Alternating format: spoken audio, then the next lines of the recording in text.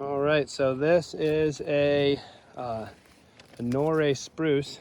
Eric here is part of this.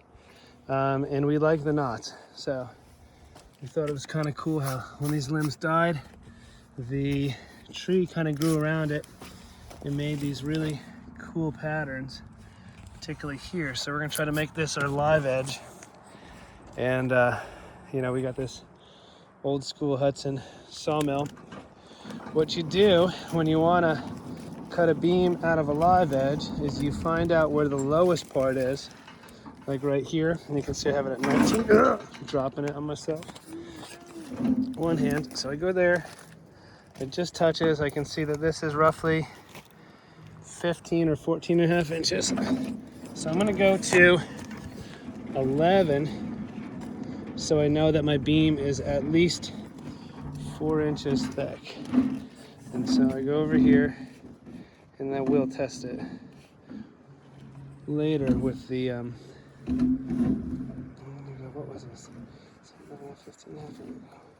We're gonna go to 11. So you can see it says 11 there. Doesn't have to be perfect because these are gonna be a little uneven. Make sure you don't leave your dogs up like that or you'll chop your stuff.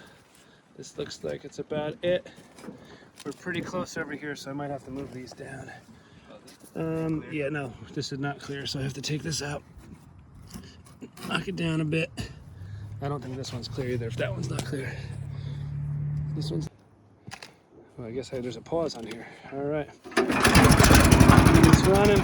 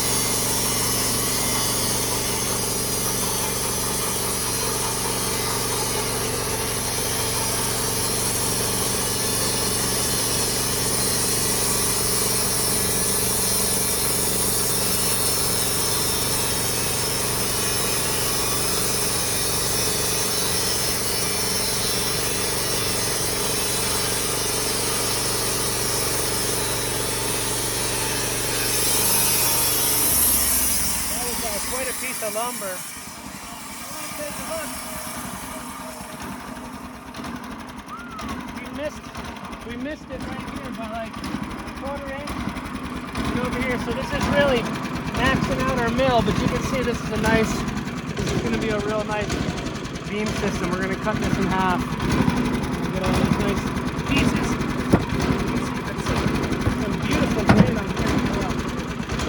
So this one will get used in a minute. Cut this one in half. Wow. Looks really good on that side. This is beautiful wood. Norway spruce.